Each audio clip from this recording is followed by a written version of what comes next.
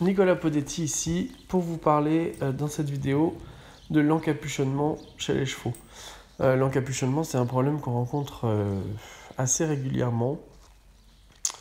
Et donc pour ceux qui connaissent et qui ont cliqué sur la vidéo, vous savez un petit peu les méfaits, mais là on voit vraiment le cheval qui a pas du tout compris comment répondre aux actions de main. Souvent lié à des actions de main un petit peu dures du cavalier. Donc là c'est un cheval que j'avais au cours d'un stage. Et clairement, dès qu'il sent une pression dans sa bouche, la première chose qu'il veut faire, c'est vraiment s'enfermer et venir se cacher en pliant sa nuque là, et en pliant vraiment trop fort sa nuque, en ramenant sa bouche là à la base de son encolure, mais vraiment trop. Et dans cette vidéo, donc là, je suis dessus et je vais essayer de lui expliquer un petit peu plus comment porter son encolure et éviter justement cette hyperflexion de l'encolure. Quand ils font ça, quand ils font le roll cure, comme on appelle, ou l'encapuchonnement, vraiment ils ferment au niveau des ganaches, juste derrière les joues, là ils vont tout fermer, écrabouiller un petit peu leur glande salivaire. C'est pas une position du tout agréable pour eux. Et en plus c'est pas agréable pour nous, parce qu'à ce moment-là, en fait, on perd complètement. Là, je montre, voilà, les ganaches. Il vient vraiment presser ici. C'est pas du tout agréable pour nous non plus, parce qu'on a l'impression d'un coup de ne plus avoir ni de direction, ni de frein, rien du tout. Le cheval se cache complètement du mort. Et chaque action de main, en fait, provoque cette action. Donc ce que je vais essayer de faire dans un premier temps, c'est lui expliquer l'extension d'encolure. Donc c'est pour ça que j'ai mes mains assez hautes. Les mains assez hautes, je suis en train d'essayer de l'empêcher de venir forcer ma main par en dessous et de s'enrouler. Donc plus je vais monter mes mains et plus je vais ouvrir comme ça l'angle tête-encolure, ouvrir les ganaches et essayer de lui expliquer que la main, elle peut aussi lui dire de se déplier et pas uniquement de se plier fort. Donc là, c'est pour ça que je lève les mains. Donc hop, je lève les mains, je mets une tension vers le haut sur le cheval.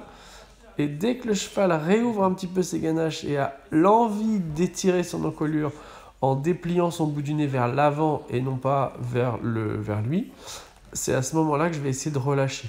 Voilà. Pour vous expliquer un petit peu ce qui se passe, il y a une formule, ce que John Lyons appelle la formule magique entre guillemets pour dresser les chevaux. Il y a 4 facteurs dans cette formule. Le premier, c'est le motivateur. C'est ce qui va inciter le cheval à changer ce qu'il est en train de faire. Le motivateur. Ensuite, il faut se focaliser sur un point à faire bouger. Un point du cheval à faire bouger.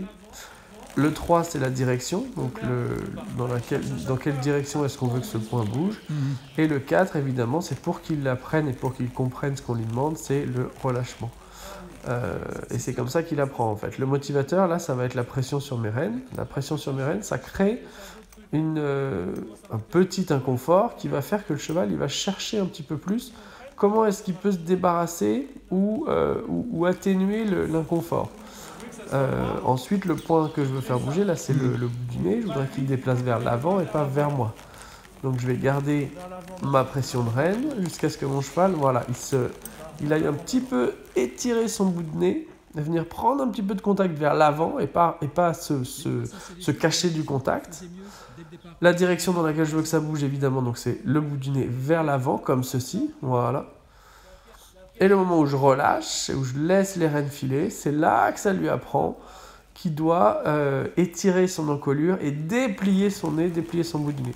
Donc là, on voit que le cheval, qui était au départ complètement figé dans son encolure, commence à étirer, déplier son bout de nez. Et là, la seule chose qu'il va falloir travailler, par contre, c'est à ce qu'il ne m'arrache pas les rênes à ce moment-là. Donc je vais filtrer la descente d'encolure avec mes mains. Filtrer la descente pour essayer d'éviter qu'il me tire dessus. Donc là, il me tire dessus, il m'arrache les rênes, ça je refuse. Je remets mes mains vers le haut, j'attends qu'il se déplie, et une fois qu'il se déplie en douceur, on va dire, je le laisse se déplier. Voilà, c'est la fin de cette vidéo. J'espère que vous aurez appris des choses et que vous aurez compris un petit peu comment lutter et expliquer au cheval à ne plus s'encapuchonner.